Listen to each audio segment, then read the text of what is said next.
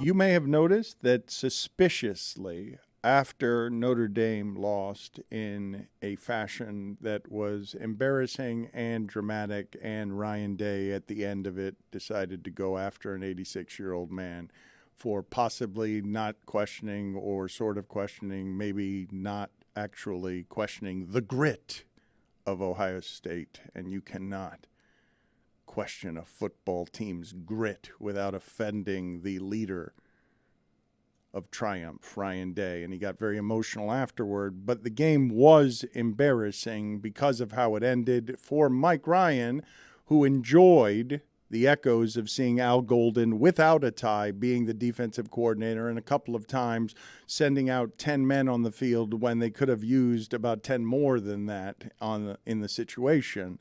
After timeouts, the incompetence. Look at the smile on Mike's face now. They would have gotten a penalty for that. 28. Yeah, like 3 inches. That was the weirdest part about all of that is Marcus, like Notre Dame had been good all game in short yardage situations, stuffing them. And Marcus Freeman recognized, hey, we have one fewer guy on the line, but we don't want to surrender a half yard to them. So we're going to have them just have an easy path to the end zone. It was a weird miscalculation. If he could do it over again, I guarantee he'd just rush somebody out there. Yep. I mean, I don't really think there's a good excuse for it. I think he tried to explain his thought process after the game, but I think he knows what a horrendous mistake that was. That, I mean, him as the head coach, whoever is in charge of putting personnel on the field after the timeout, I mean, he absolutely is not off the hook for that. Everyone gets blame on that coaching staff because that you can't do that at the end of a game. Can we blame Golden most, though? You can blame Al Golden. I thought actually, like, most of the game, Notre Dame's defense played really well. They gave up one big chunk play, that run. Ohio State's running back, so good. That's about as well as you could really play Harrison to defend. Jr. Harrison Jr. was barely a factor in the game. I mean, Brendan Morrison. He's hurt, right? He got hurt in that game, and he returned. But he got hurt, like, he got hurt and he came back. But before he got hurt, he was shut down. He was completely shut down. I'm by saying Notre Dame's he doesn't who look will be a first-round pick. He doesn't look the same as he looked last year when he was faster than everybody he was playing against. Well, I think the difference is that C.J. Stroud isn't his quarterback right now, and Kyle McCord coming to the game for Ohio State, like, they had a tough time in their first 2 games getting the offense going. So this was their biggest test, was are they going to be able to score points against Notre Dame's defense?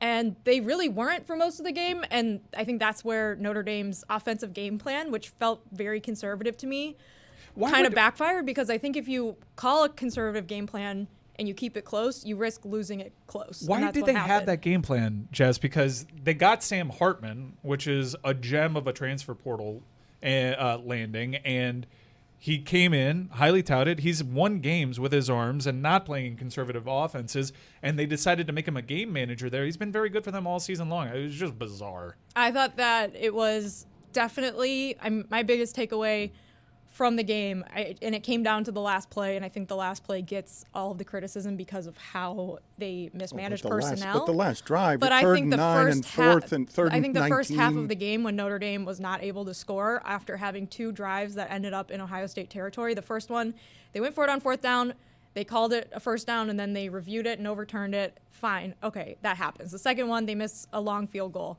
You can't leave points on the board when you're playing against Ohio State. Like, you have to score. It could have been 10-3 going into half. Instead, it was 0-3. And I thought that was really disappointing. Like, they had all the opportunities, and I think the post-game win expectancy was like 60-something% in favor of Notre Dame.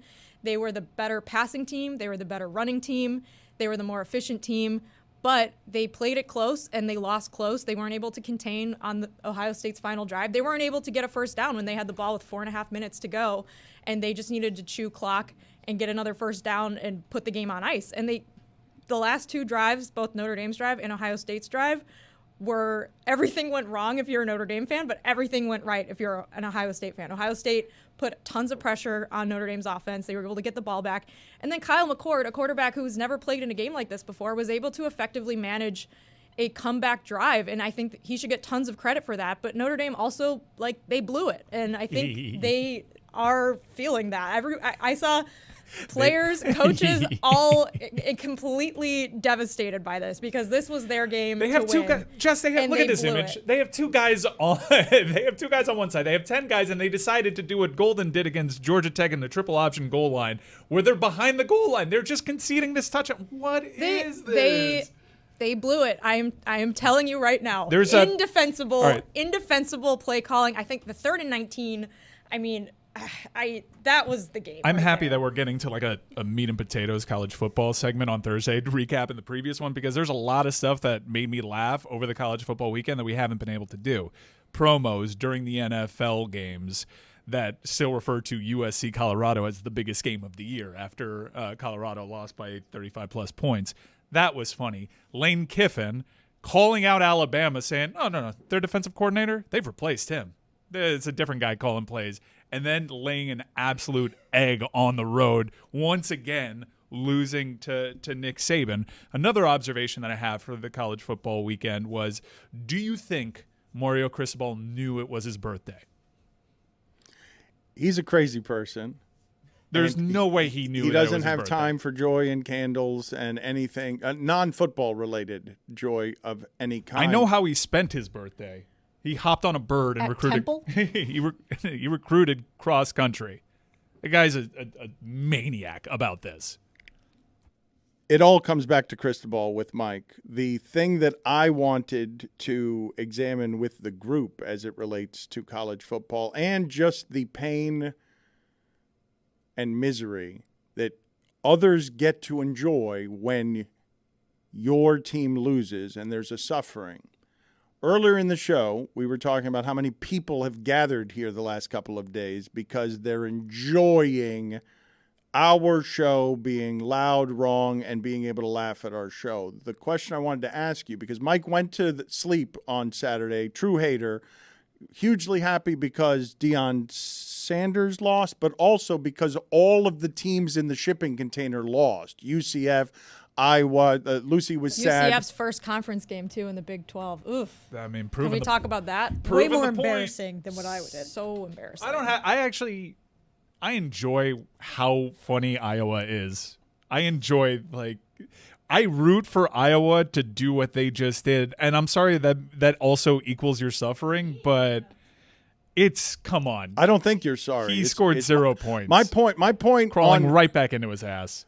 I'm wondering when Jessica loses like that, because losing a close game is one thing. And if you're going to be the person who enjoys the suffering of one of your friends because we get to laugh at our friends being in pain, because we all know it's sports and it hurts and we laugh, what's the worst of those pains? Is it not just losing a close game, but losing a close game when people can just point out, what are you doing? There are only 10 guys on the field after a timeout. How do you lose that way? Which is the best of those feelings, enjoying your friend's misery? When we were driving back from Penn State, which we left early because it was so bad, we watched the Notre Dame game on my phone, and my dad looks at me and goes, at least you're not just right now. At least you're not just. Because Iowa hasn't played in a big game in like Here we go. Yeah. That shot was for your dad, Lucy, not for you. I respect it's okay. you. I would rather lose by 31. That's where we belong.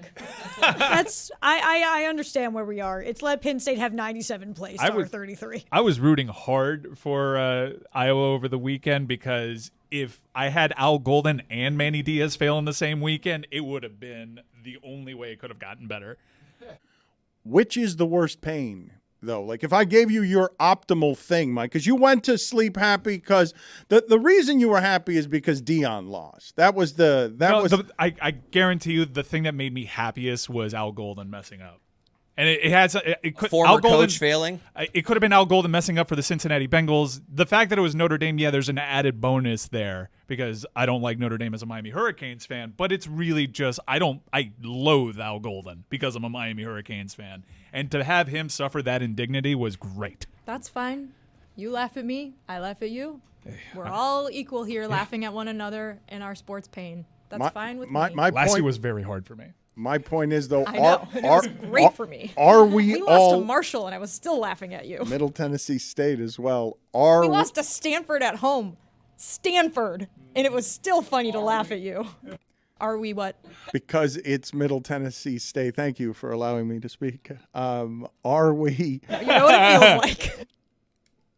Are we equal when it To the comes mall later. to sports pains?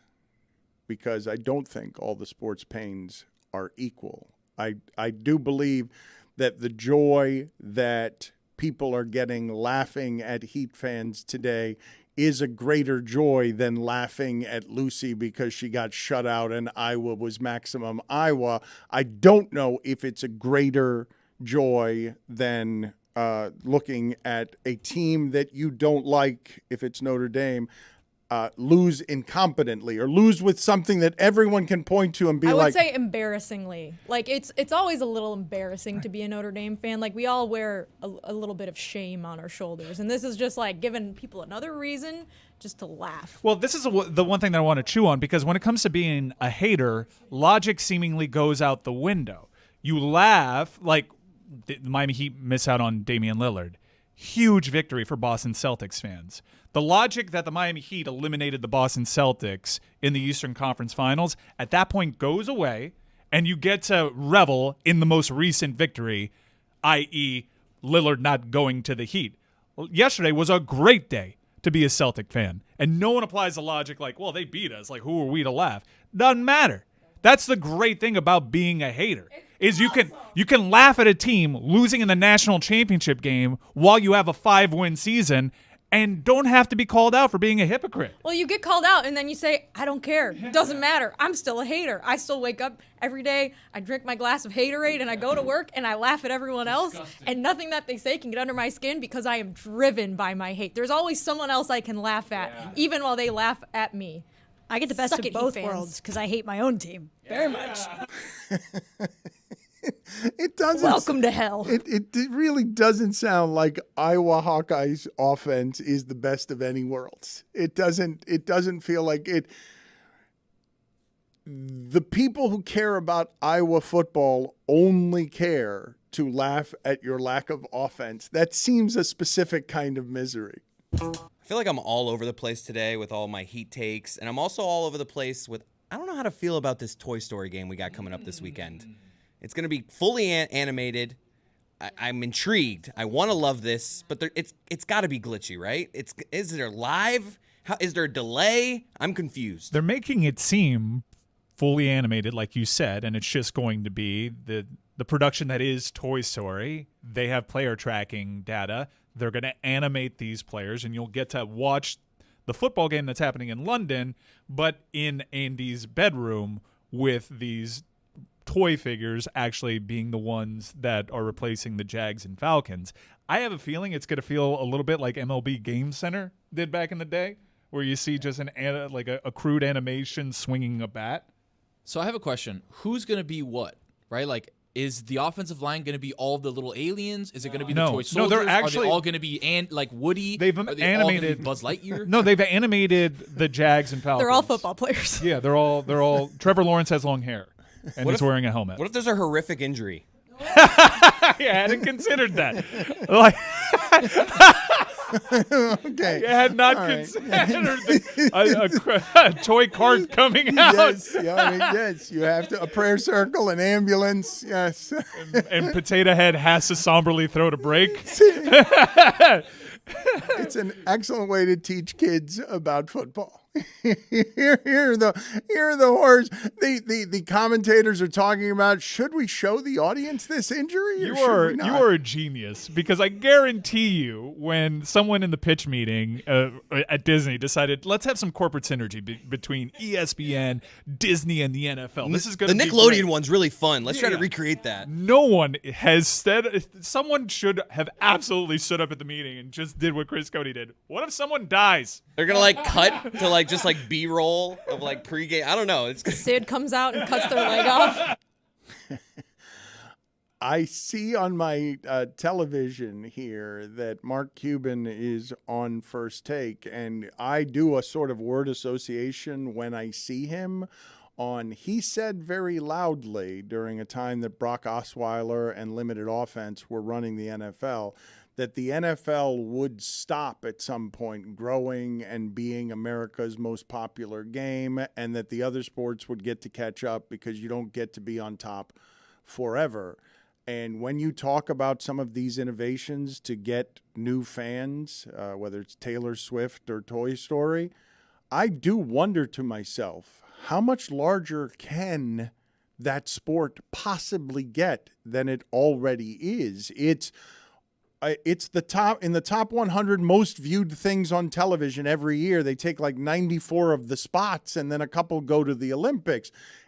You've got the streaming services all fighting for the rights to, how can we merely share your product? We don't need any exclusivity. You're running television with your ability, even in a day when the numbers go down everywhere because everywhere is split. Football's numbers don't go down, and here's Taylor Swift, and that's the most watched game of the day. It doesn't even matter if the football's any good. I'm asking you guys seriously, when does the growth on this stop? When does it even slow? Like, what does the future look like when Damar Hamlin is almost literally a speed bump to get to the next game where the numbers are, and the horrific injury that no one's considering in this Toy Story game is about to appall children globally? Globally, because no one's considered this backfired. the terrible. Back to you, Bo Peep. The terrible consequences of their. Are you now rooting for some sort of unseen? You can do this if you're not taking anyone out by name in particular. Are you rooting for some sort of unpredictable, unforeseen calamity to have to be recreated in the Toy Story game? You have to now root for that. Slinky Dog has to fill. The Army guys come out like, let's go. How about a high ankle sprain? Let's get a high ankle sprain and see how they handle it. It'll be all the little Army guys carrying the person that got hurt off the field. It's such a bummer Urban Meyer's not still the Jaguars head coach. I would have loved to see Toy Story Urban Meyer.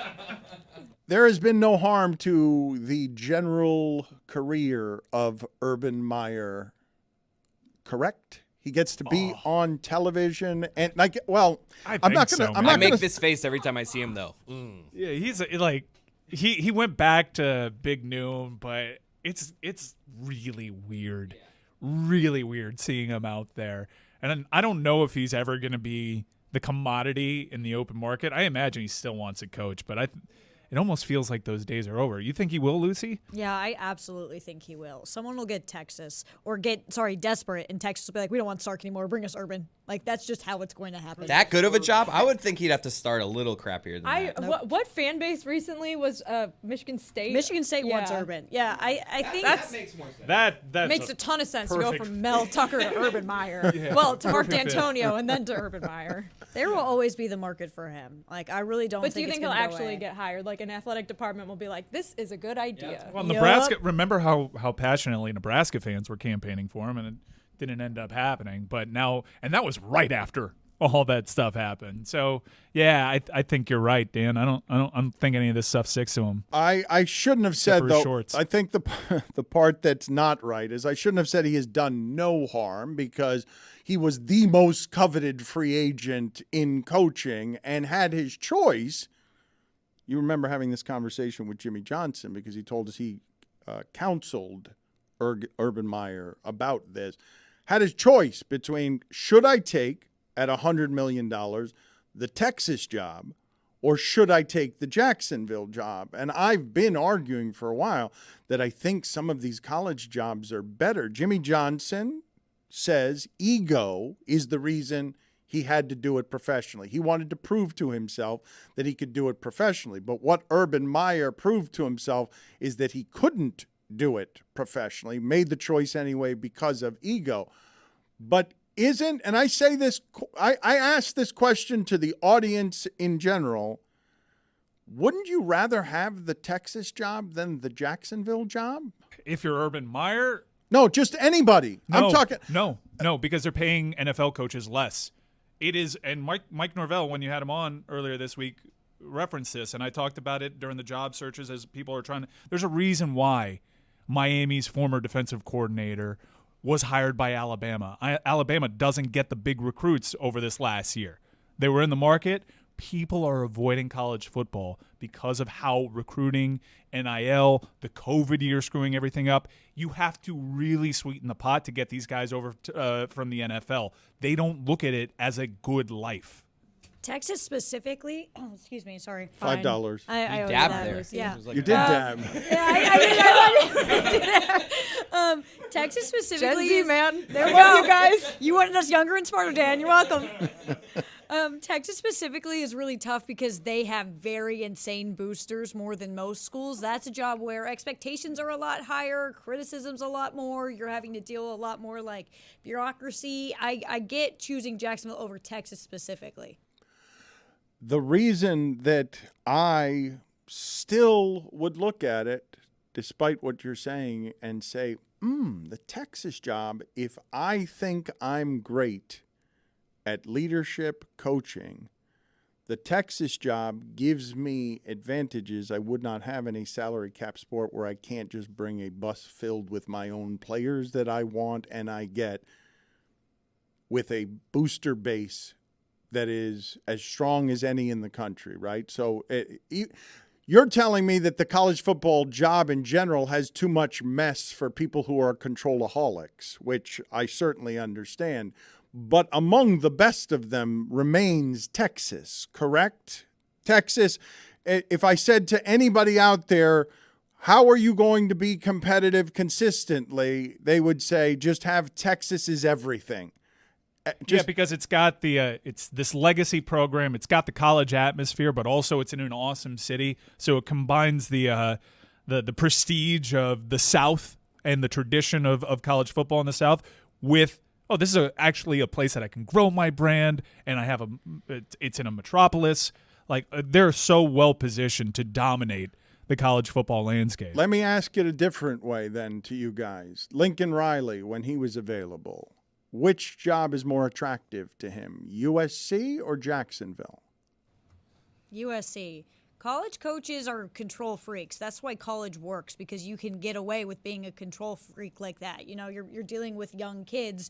You're not dealing with grown adults. USC is a better job for a college coach. Well, this is why Urban Meyer in Jacksonville did not work out, because the way he treated these players who are adults working under contract was not okay with them. And when all this stuff came out midway through the season about him kicking a player, you should not be able to do that in college football, but college football players are not unionized and they have very little recourse against their coaches. But you definitely can't do that stuff in the NFL, and it did not work out for him. Even in the college ranks, Lincoln Riley had an adjustment period to just move into a major media market because he just found out this is not Norman Jack. Like, he tried to do that stuff with an LA beat writer, and it had to be undone after a lengthy conversation where they kind of made the beat writer fess up to something in order to get clearance again. But in that market, something that would have stood probably in Oklahoma didn't stand. You guys are talking, though, about two different kinds of absence of control. You're talking about being a head coach that gets to the NFL, and grown men who make a lot of money don't want to listen to you because they're grown men and they don't want to be kicked or shouted at or disrespected. But you go to college, and now with all of the transfers and the chaos and the rule changes, you also lose control there, but you have more control over the winning you can do in the margins. I can beat school X by raising more money. I can beat school X by taking 50 of my own transfers that I can't do in the professional sports to build my own team because I'm competing against other teams that have just as much money as I do. You can, but it consumes you. Balance is not a thing. Minimal integration is the thing. But there is no balance to any of these coaches. They're all totally lopsided. They're incapable of balance. Dan, you cannot take a moment off now. It is way crazier than it's ever been, and it's always been plenty crazy. The market's speaking for itself. No one wants these coordinator jobs. I think they're all 20-hour-a-day jobs that are obsessive-compulsive and insane. You can't be balanced as a professional or a college coach. Just like podcasting. There is no life balance here. None. Every day I'm coming up with takes. I think Tyler Herro is funny. which is a revelation to me because he's been really funny on social media. I think he was pretty self-aware when he reposted with comment on Jimmy Butler accusing that the league should look into the Damian Lillard trade because the Bucks tampered. This is according to Jimmy Butler, and he co-signed what he said, which is really funny for a dude that was at the center of all the rumors. But he is continuing his commenting on social media. Keep in mind, Tyler Herro has been quiet throughout the last few months as his name's been circulating in rumors. Turns out Miami Heat weren't actually talking to Portland during the time that this was happening. But he posted an NBA aggregate Twitter account with a comment, "Until next summer." And the meat of the message is Tyler Herro survives yet another offseason until next summer, because this is a common theme. There's a funny meme out there of Tyler Herro dressed as a Grim Reaper going through all the doors, and there's Russell Westbrook and James Harden and Donovan Mitchell and Kevin Durant twice. He survives all of this, so they very clearly rate him, or no one else does. And then the most recent tweet is actually really funny. In all seriousness, as a kid from Milwaukee, I'm grabbing me a Dame jersey. He seems to be taking from the Jimmy Butler book of let me on social media find humor in this. Like this thing that everyone's taking super serious. I know that if I tweet about this, everyone's going to run with it. So he's just that's out of Jimmy's playbook right there. I wanted to ask you guys something that's adjacent to this, because I don't feel like I asked the question well before when I was talking about Belichick and Riley, because a lot of this is happening right now, understandably. This is from Evan Sidery. He's an NBA substacker, and he writes, in consecutive off seasons, 4 superstars had the Heat on their short list of preferred destinations: Donovan Mitchell, Kevin Durant, Bradley Beal, and Damian Lillard. For Miami to somehow not land any of them is a failure of epic proportions. It is time to rightly criticize Pat Riley and company. And someone writes in right afterward, they were in the finals last year, as rebuttal. And I simply want to ask the question, not can we or should we criticize? There's no one in sports or no one anywhere in fame that gets to be above criticism. But I do want to ask if there is such a thing from anyone listening to this who cares about sports, where you're just like, you know what? I really trust what my people that run my team do, and I trust that they are competent enough to regularly be smarter than the other people, even if my team loses or even if I don't get the results that I want. Is there such a thing? Yes. It's with the Miami Heat. When they let Max Strus walk and when they let Gabe Vincent walk, I trust them to develop another one of those. But it's a different conversation when you're targeting superstars. That's how you win in the league. That's been the shortcoming. They've run into superstars that are better in the NBA Finals. That's been the undoing. And while it's a great rebuttal, they made the NBA Finals, it's also an indictment because they failed to improve on the roster, a roster that has come short pretty decisively. You can say injuries maybe in the bubble got them, but they were very clearly second best by a wide margin to Denver. But that's enough of the offseason in one sport, because there's an actual postseason going on. Finally, we talking about Tyler Herro gonna go this place where we got the real WNBA playoffs going on right now, and they are heating up, big dog. We got the MVP has been passed out already. Salute to Stu York, you feel me? Brianna Stewart, we salute you, my sister, for a great performance this season. MVP, we love you. We got the Depoy, Asia Wilson, another one. She should have got the MVP. Her and Alicia Thomas. She got a lot of votes. You feel me? Didn't get enough votes. Snubbed, if you ask me. Salute to Stu York. Ooh, a snub. Yeah, you dig ski. But salute to them as well. 6th Woman of the Year, 6th Person of the Year, Alicia Clark. Salute to you, ma'am. Vegas Aces, Sydney Colson. I'm running out of breath. No, you're excited. Well, hang on, Juju, because I have a question for you. Because before the playoffs started, I asked you off air, do you have the Liberty or the Aces? Because the whole storyline this entire WNBA season has been, we have super teams now in the WNBA, and it's going to come down to the Liberty and the Aces in the final. And right now, The Liberty, throughout this season, I think the season started, the Aces looked like they were the better of the two teams. And then I think towards the end of the season, it became apparent the Liberty were actually clicking really well, and the Aces were not looking as good. And now in the playoffs, the Aces have been fire. Sounds like a two-team race. The Liberty have had a little bit of struggles. No, it's actually not. Because That was my question. So I asked Juju, do you have the Liberty or the Aces? And you said you don't think the final is going to be Liberty Aces. You think it is going to be a rematch of last year's Sun Aces? You feel me? Look, Tiffany Hayes had that look in her eyes the other day. She scored 23 points. You feel me? She never acts like that. She's in her 12th season in the WNBA. Might even be 14th. Don't fact check me. But she looked amazing the other day. So if she's going to provide that type of effort along with AT, Alyssa Thomas, the DPOY, rebound leader of the year, if she provides that and go along with DeWanna Bronner as well, congratulations to them getting married. So love is in the air, ladies and gentlemen, as well as championships. Because if Tiffany Hayes, Beck Allen, if they can get it together and help those sisters out, I can see them beating the Liberty and going to the WNBA Finals for the second straight year in a row. Hasn't the consensus been, though, that the Liberty and the Aces are clearly more loaded than everyone else, and it's two teams? I thought that was from before the season what was supposed to happen. Well, yeah, because Brianna Stewart signed with the Liberty, and she's the MVP of the season, but she's not been shooting super well the last few games. They had a tough series, their first series against the Mystics. It was it's best 2 out of 3, so they won it in 2 games. But the second game went to overtime. It was so close, like incredibly close. I could have seen either team winning that series, just based off that game. But she's not been shooting great in this series against Connecticut, but she's been like rebounding, assisting, like doing basically everything else. So if it comes down to her, I don't know if they're going to be able to do it. Now, if she starts playing like even a little bit better, I do think they have more talent than the Sun and should win. I mean, they are the super team in New York right now. Are you with Juju, though? Can you see the exact same when we fact-check Juju on other things? Look in the eye that Juju cited as his analysis on what it is that he's seeing?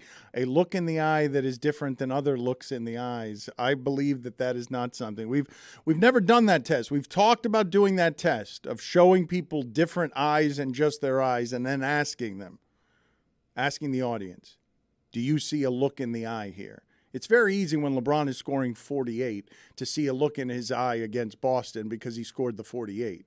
Yeah, because on top of that, Alyssa Thomas got snubbed from the MVP. She almost averaged a triple-double this season. That's unheard of in the men's league or the women's league. Well, salute to Russell Wilson and salute to Big O, you feel me? But that's insane. Russell Westbrook.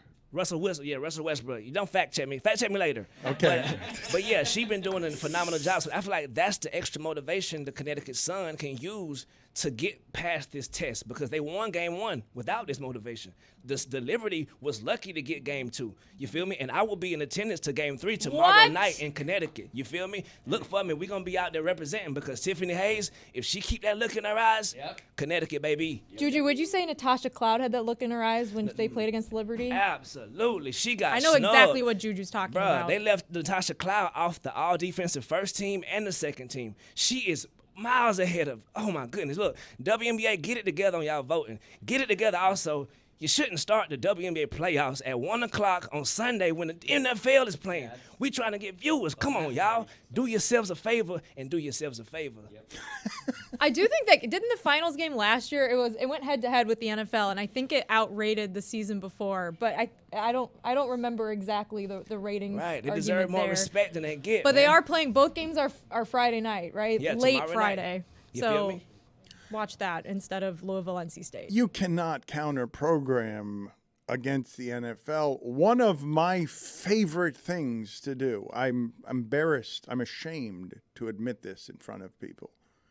I will tune away from NFL network television just to see what the paid-for infomercial crap is that other networks are putting on when they know no one is watching because everybody is watching the NFL. You get psychics, you get people selling you vacuum cleaner materials. Like, it is a graveyard of sad television personalities doing very poor television with the knowledge on their face, and I can see the look in their eye. I've done the incorrect things with my life that make me be counter-programming to NFL football. I have no answers for Romo and Nance. Look what I'm showing people, that I could take this off the carpet with my magical machine that they could get without watching this infomercial just by checking out Amazon. You can't go against the NFL. Everybody knows not to program. And here's the thing. There is very clearly the enthusiasm that you hear in Juju's voice. He's feeling the energy and the electricity of these crowds from great seats because there is in these crowds an electricity of stakes that matter that show you that they have become a sport that has value in the television streaming ages when everyone wants sports. You can make an argument that this is all new audience because they've been following, so many of these people have been, they've watched this sport grow from nothing into something that when you're watching it now, Juju, when you're in Atlanta with Renee, the energy of the crowds around those games is crazy. Yes, sir. And especially in New York right now, the Liberty had a better crowd than the Nets in that gym. The Aces have better crowds than the Suns in their playoff arenas. And the Raiders, more home fans. It's phenomenal. And these little girls growing up, they would love it. It would be amazing for them to have examples of them, of great superstar women. You see women like Caitlin Clark and Angel Reese, they're choosing to stay in college because they're going to make more money there than ever considering coming out with the WNBA. Because in the WNBA, you see, Brittany Griner got to go overseas to get her money. All these players got to work all year just to make ends meet almost. So salute to the WNBA. We love y'all, but let's get it together. I have a couple of eyes that you can judge whether or not they were successful in sports. Let's see if they had their look in the eye. First, Riche Caldwell, please. He did have a look in his eye. That is very clearly a look of a man who is being held up at gunpoint. They lost that game. Yeah. Can you tell from the look in his eyes? Well, That's what we'll cut to if there's a horrific injury in the Toy Story. It looks like fear, yes. Yeah. Actually, they won that game. I tricked you. That's a Marty Schottenheimer home playoff loss. No. Yeah. He won that game. Their eyes can be deceptive. Throw up Jameis Winston, please. Does that look like a dominant college quarterback? That looks like someone unsuccessfully reading an eye chart with difficulty. And how about the last one? Kyle Vanden Bosch. Oh, what is that? What is that? Terrifying is what that is. That is the demon's eyes.